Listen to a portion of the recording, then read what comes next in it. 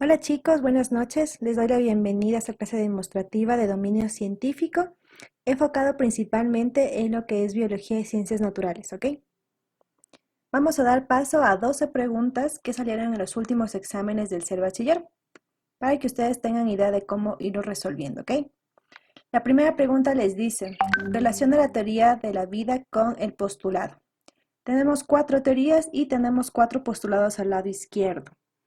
Entonces, para este tipo de preguntas debemos saber quién fue la persona que postuló esta teoría y cuál es el postulado, ¿ok? Con eso se les va a facilitar mucho ese tipo de preguntas. Y como les había comentado, mi recomendación son palabras clave. Entonces, vamos a comenzar.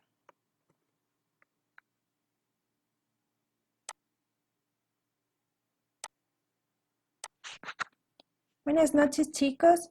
El día de hoy les voy a dar una clase demostrativa acerca de dominio científico, enfocado principalmente en las partes de biología y ciencias naturales. He seleccionado 12 preguntas que han salido en los últimos exámenes Ser Bachiller para que ustedes tengan más o menos una idea del temario que manejamos nosotros, ¿ok? Mucha suerte, espero que la clase les sirva muchísimo y que puedan seguirse preparando de una mejor manera. Vamos a comenzar. La primera pregunta les dice relaciona la teoría de la vida con el postulado. En la parte izquierda leemos 4 teorías: quimiosintética, panspermia, abiogénesis y creacionismo. Y al lado izquierdo tenemos los postulados con los cuales debemos relacionarlos. Ahora, de forma de resumen, yo les voy a mostrar las teorías y cómo poder identificar a cada una de ellas. Para mí es importante que ustedes se guíen siempre en palabras clave. En la parte de biología y ciencias naturales les va a facilitar un montón. Entonces, la primera teoría que siempre les toman, y es un plus porque con eso ustedes pueden ir descartando las preguntas, es la creacionista, la cual nos dice la vida se formó por una fuerza divina superior. Esta va a ser nuestra palabrita clave, ¿ya? Fuerza divina superior. Que dependiendo de la religión a la que ustedes crean, vamos a estar hablando en sí de Dios, ¿ya? Pero estas son las palabritas clave de esta teoría. Ahora, las teorías evolucionistas, porque pueden ser sometidas a comprobación por método científico, vamos a ver las principales, ¿ya? En orden cronológico, primero vamos a encontrar la abiogénesis. Como les dije, es importante que ustedes se vayan guiando por los prefijos de las palabras, ¿ok? Entonces, a significa sin, bio significa vida y génesis significa nacimiento u origen. El postulado de esta teoría nos dice que la vida surge a partir de cualquier materia no viva o inerte. El científico quien postuló esta teoría es Aristóteles.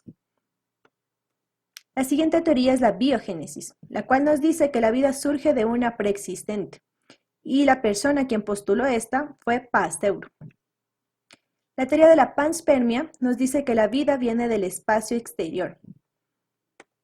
Y la quimiosíntesis nos dice que la vida se formó en una atmósfera primitiva. Esta va a ser nuestra palabrita clave, ¿no? Esta teoría va a tener 2 científicos quienes la respaldan. Uno quien la pensó, que va a ser Oparin, y quien lo realizó o lo simuló, que va a ser Miller. Ojo con esto, ¿no? Entonces, dado los antecedentes, vamos a empezar a relacionar nuestros postulados con la teoría.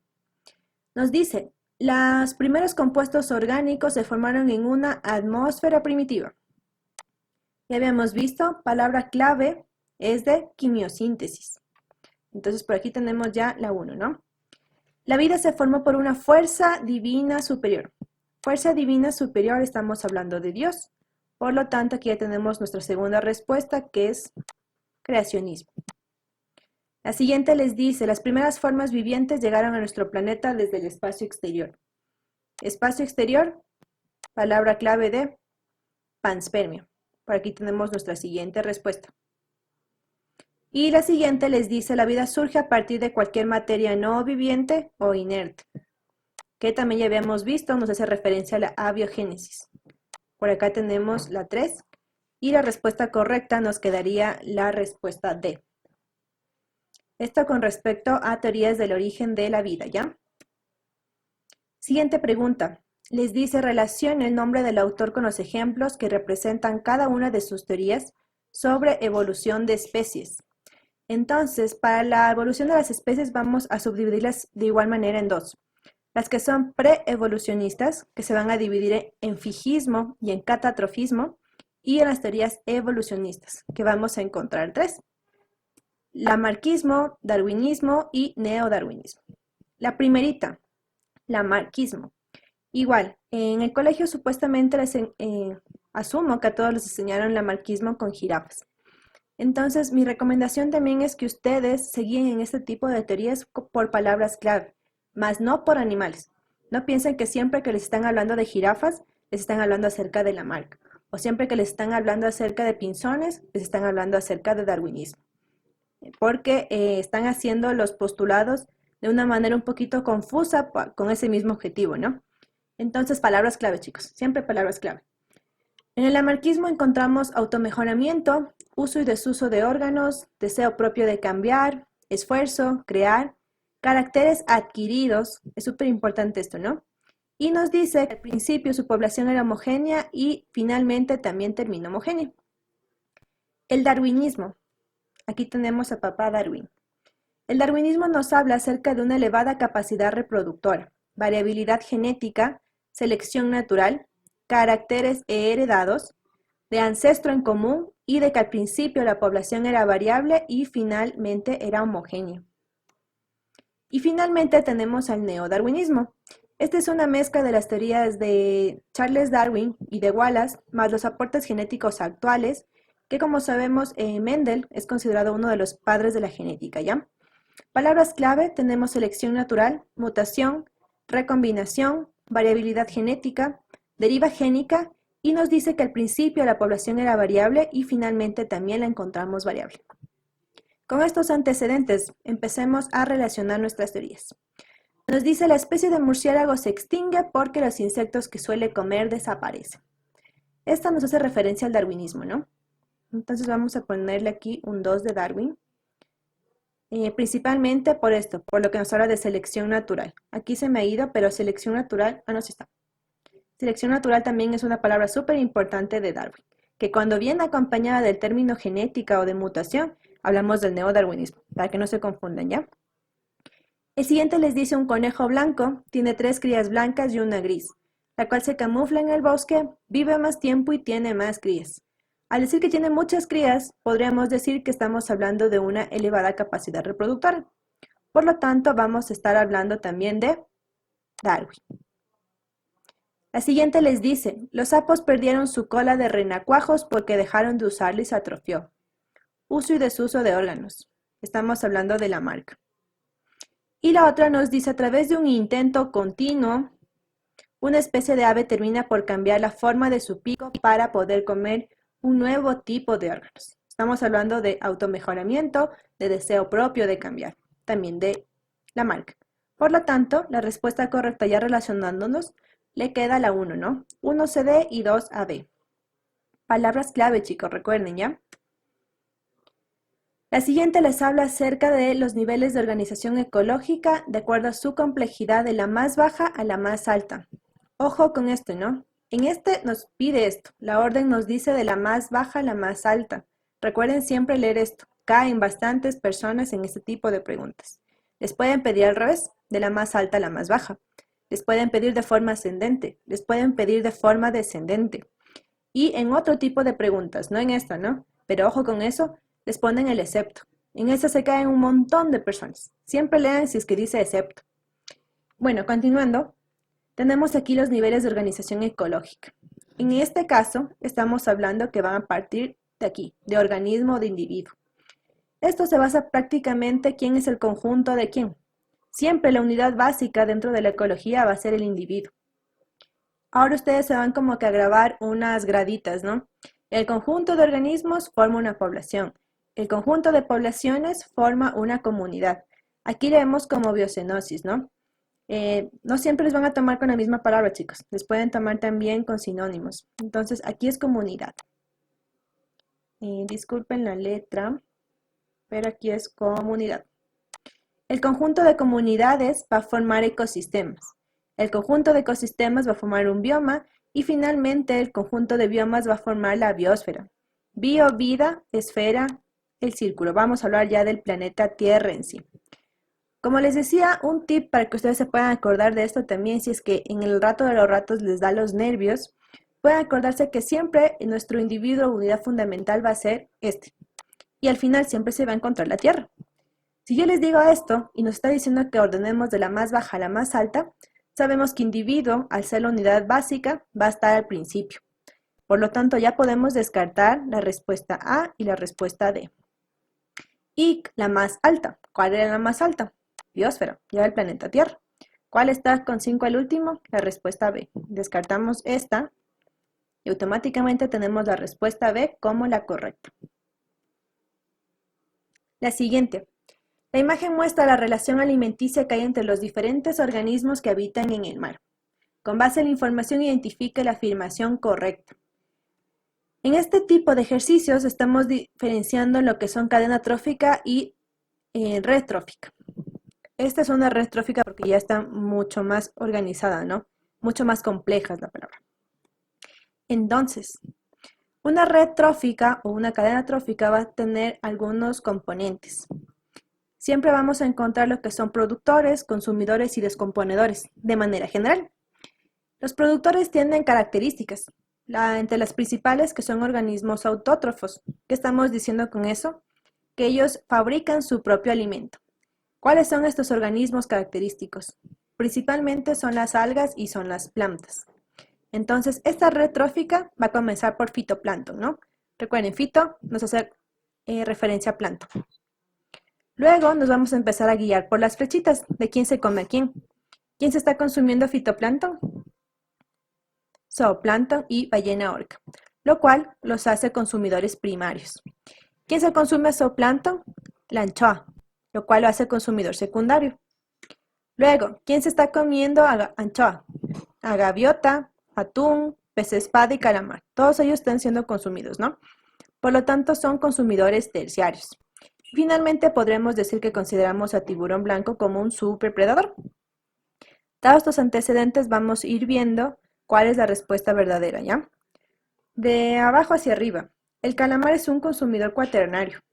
Aquí tenemos a calamar y estamos viendo que lo consideramos como consumidor terciario. Por lo tanto, esta respuesta es falsa. Luego, el zooplancton es un organismo autótrofo. Recuerden que autótrofo es aquel que fabrica su propio alimento. En este caso, solo fitoplancton es autótrofo.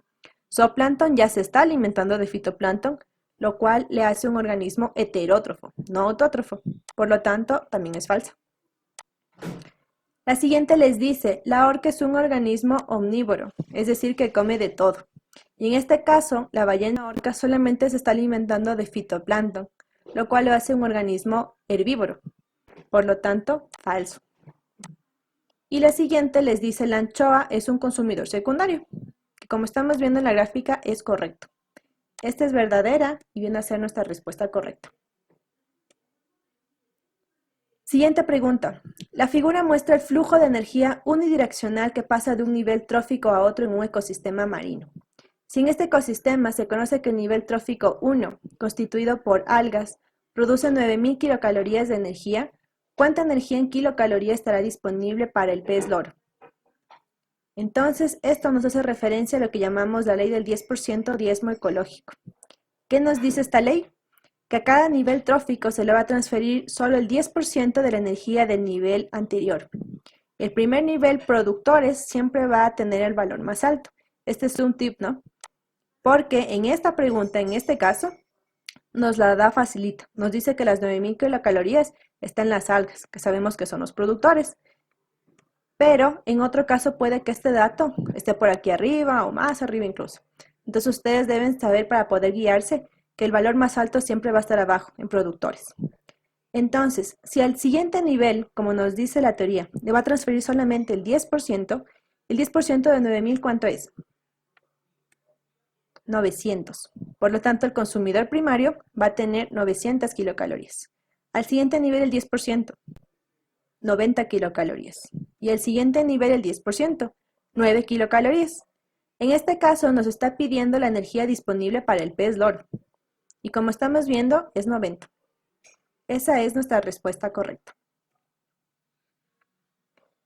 La siguiente les dice, la gráfica muestra el proceso de fotosíntesis que ocurre en las plantas con el objetivo de producir su propio alimento.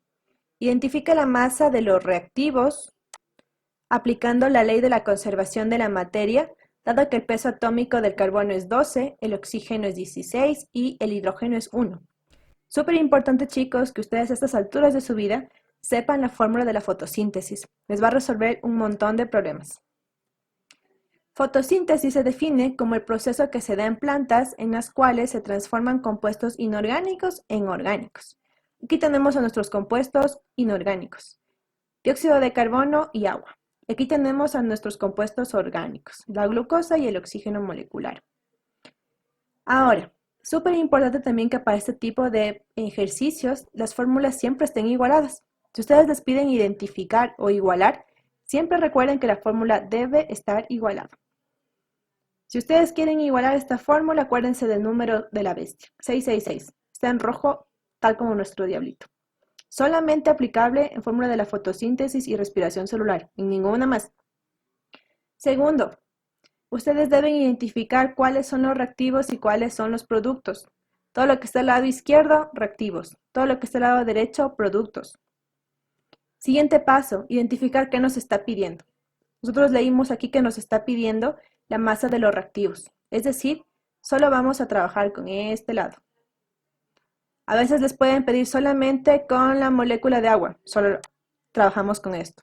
Si les piden sacar la masa molecular del glúcido o del azúcar, estamos hablando de esto. Si les están pidiendo del dióxido de carbono, de esto. Deben saber identificar esto, ¿no? En este caso nos pide los reactivos. Entonces vemos cuáles son nuestros elementos. Tenemos carbono, tenemos oxígeno y tenemos hidrógeno. ¿Cuántas moléculas de estas tenemos dentro de esta fórmula? Aquí es como que tuvieran unos subíndices, ¿no? Aquí es el 1, aquí es el 2, aquí es el 2 y aquí también sería un 1. 6 por 1, 6.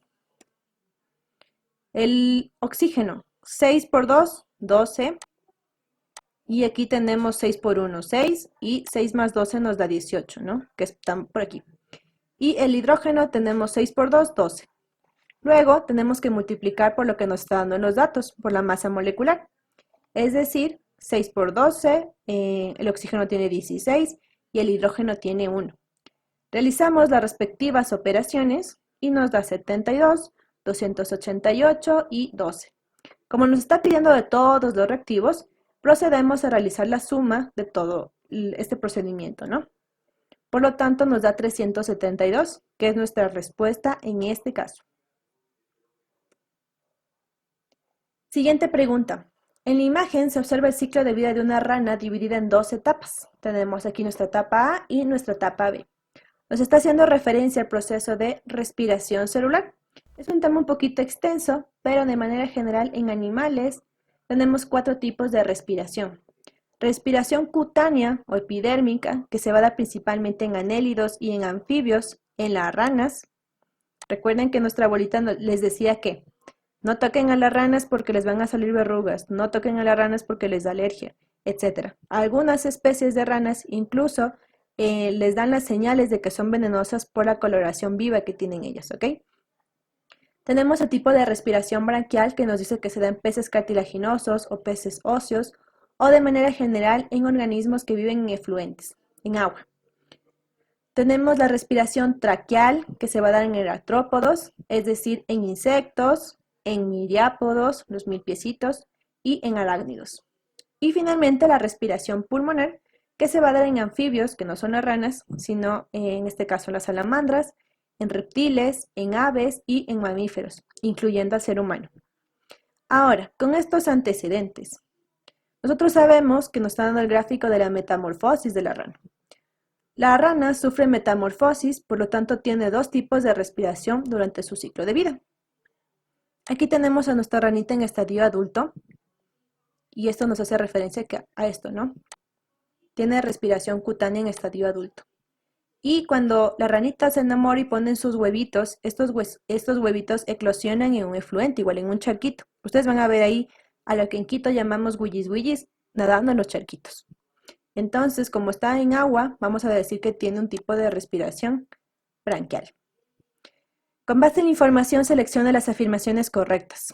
En la etapa B, el intercambio gaseoso se lleva a cabo por medio de traqueolas. En la etapa B, traqueolas, falso. Tiene respiración cutánea. Traqueal tienen insectos, ¿no? Iriápodos y arácnidos. Por lo tanto, falso.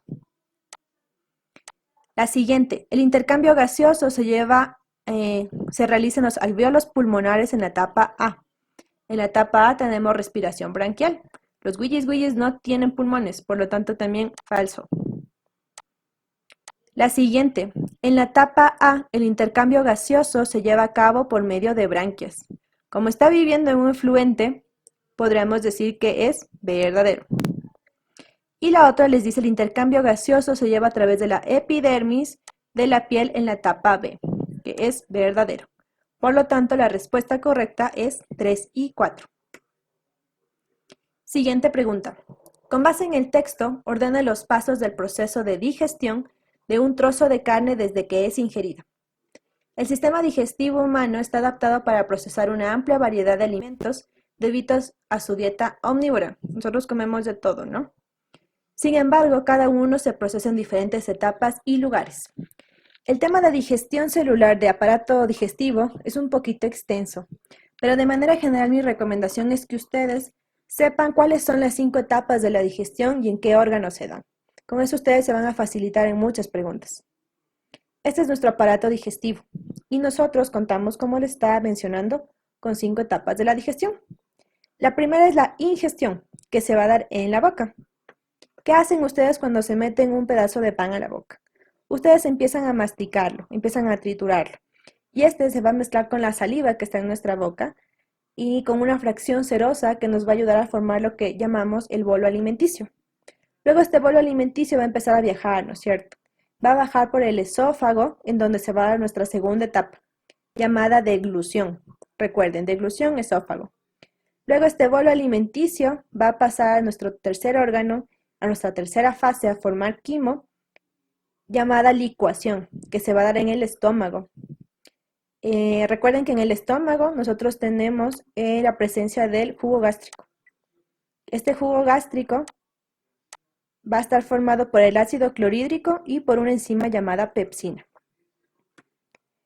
Luego va a pasar a la siguiente etapa, que es la absorción, que se va a dar en el intestino delgado, y finalmente la eliminación, que se va a dar mediante el intestino grueso.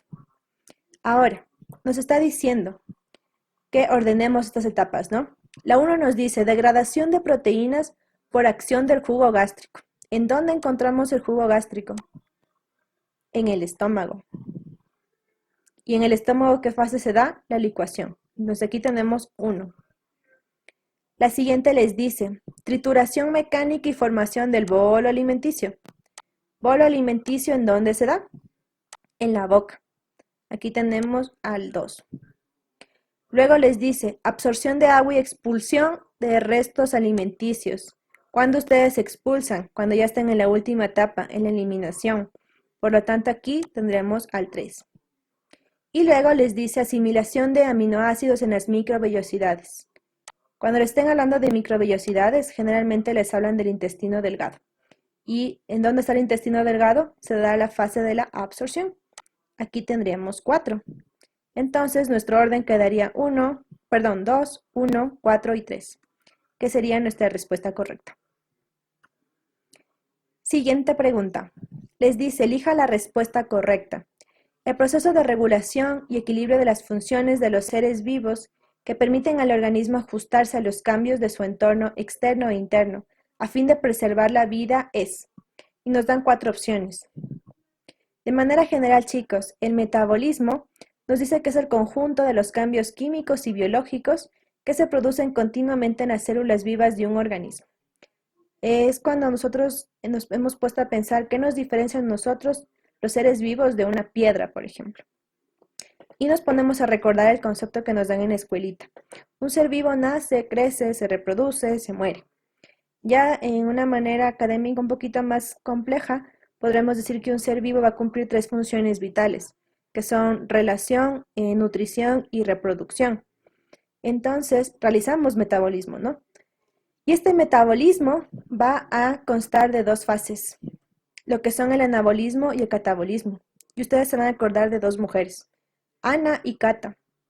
Ana es una mujer buena, check. Ana se va a encargar de crear, de sintetizar o de biosintetizar moléculas. Siempre va a ir de moléculas pequeñas a moléculas grandes. Cata, como crea, va de moléculas pequeñas a moléculas grandes. Y nuestra otra mujer, catabolismo, Cata. Cata es una mujer considerada mala, ¿no? Ella destruye y degrada moléculas. Es decir, que van a ir moléculas grandes a moléculas pequeñas. Y finalmente el concepto de homeostasis, que nos dice que es la tendencia a resistir cambios con el fin de mantener un ambiente interno estable y relativamente constante. Si estamos hablando acerca de equilibrio, siempre que les hablen a ustedes de equilibrio, les están hablando acerca de homeostasis. Como ninguno de estos conceptos calza con lo que nos está dando en el postulado, estos conceptos de este lado, y nos está hablando acerca de equilibrio, podríamos decir que la respuesta correcta es homeostasis. Siguiente pregunta. Aquí estamos metiéndonos un poquito en lo que es genética, ¿no? Que también es un tema muy amplio y les recomiendo que estudien, ¿no? Con pequeños tips que también se les va a ir dando. Por ejemplo, en esta les dice, identifica el tipo de herencia que presenta el trastorno descrito. El síndrome de Marfan es una enfermedad hereditaria que afecta al tejido conectivo. Aquellos que la padecen poseen extremidades largas y delgadas, estatura elevada, articulaciones flexibles, entre otras características. Una pareja conformada por una mujer sana y un hombre que presenta la enfermedad tiene el 50% de probabilidad de transmitirla a su descendencia, independientemente de su sexo. Y nos da 4 opciones. Este es el síndrome de Marfan, ¿no? Asumo que algunas personas conocen o incluso alguno de ustedes puede hacer estas maniobras de virarse totalmente las manos o los dedos. Ahora, aquí está un cuadrito de resumen de acerca de las enfermedades hereditarias. Se van a dividir en dos, en autosómicas dominantes y autosómicas recesivas. Nosotros sabemos que de manera general en nuestro cariotipo constamos de 23 pares de cromosomas. Y para que ustedes sepan, del 1 al 22 lo vamos a llamar autosomas. Autosomas, L completan. Y el par 23 va a ser nuestro par sexual. Entonces, si nos estamos hablando acerca de una enfermedad autosómica, se puede dar en cualquier par, ¿no? En el par del 1 al 22. Ahora, esas enfermedades autosómicas se van a dividir en dominantes y en recesivas. ¿Cómo sabes cuál es cuál? Son dos tips súper chiquitos. Cuando hablamos acerca de autosómicas dominantes, vamos a decir que solamente un gen de los padres es anormal. Y esto tiene el 50% de posibilidad de adquirir la enfermedad, nuestra descendencia. Y cuando estamos hablando de autosómicas recesivas, vamos a decir que ambos genes son anormales. Es decir, que tienes el 25% de probabilidad de que tu descendencia tenga la enfermedad. Entonces recuerda, dominantes un gen, recesivos ambos. En este caso, si leemos nuestro postulado, nos dice que una pareja conformada por una mujer sana y un hombre que presenta la enfermedad, entonces solamente una persona tiene el gen anormal. Aquí te ponemos el check. Y la otra nos dice que 50% de probabilidad de transmitirla a su descendencia. Es decir, que estamos hablando de una enfermedad autosómica dominante, que sería nuestra respuesta correcta. La siguiente pregunta les habla acerca de ecología. Les dice cuando un científico estudia la variación de la vegetación en función de la pluviosidad, está analizando espacio, mientras que cuando observa las características que comparten antílopes con el ganado, está comparando dos espacios de una misma espacio. Entonces, este es el concepto de ecosistema, ¿no? Ecosistema. Nos dice que es un sistema natural que está formado por un conjunto de organismos vivos que lo llama también biocenosis y el medio físico donde se relacionan, al cual llamamos biotopo. No les van a poner siempre con los mismos nombres, ¿no? Les van a poner con sinónimos. Entonces, la parte biótica o biocenosis va a estar conformada siempre por flora y por fauna, porque nos dice que son los organismos vivos. y por la parte abiótica, en donde vamos a encontrar temperatura, salinidad, precipitación, energía radiante, sales minerales, pH, humedad y altitud.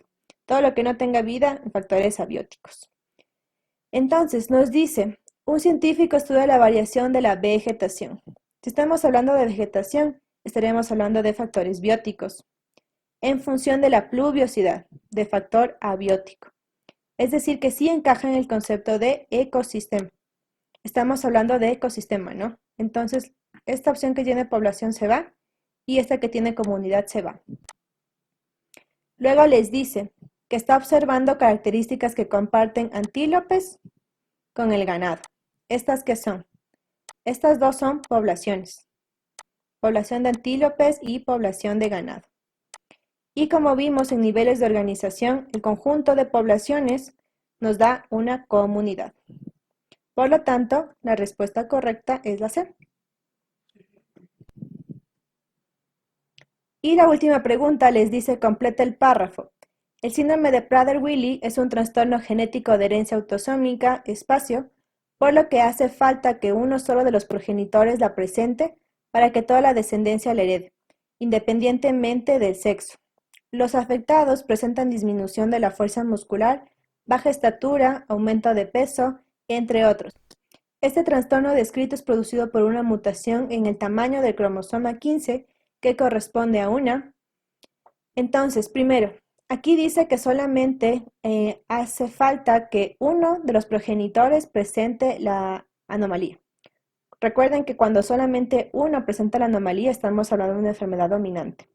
Si dijera que ambos presentan anomalía, hablamos de recesivo. Entonces, esto se va. Y ahora les dice que este trastorno es producido por una mutación en el tamaño del cromosoma. Dentro de las anomalías de los cromosomas, vamos a tener alteraciones cromosómicas numéricas y estructurales. En este caso, vamos a hablar de una alteración cromosómica estructural. Estas se van a subdividir en 4, en delección, en duplicación, en inversión y en translocación. De manera general y para cortar tiempo, en este caso vamos a hablar acerca de la delección o de suprimir. Tenemos aquí nuestro cromosoma normal y vamos a realizar la eliminación de un segmento de este. Entonces, ¿qué pasa si ustedes eliminan el segmento de este cromosoma? Obviamente va a cambiar el tamaño, se va a hacer más chiquito. Por lo tanto, sí estamos hablando de delección y esa quedaría como nuestra respuesta correcta. Y eso es todo, chicos. Espero que les vaya muy bien en su prueba, que sigan estudiando bastante y que todos logren entrar a la universidad. Muchas gracias.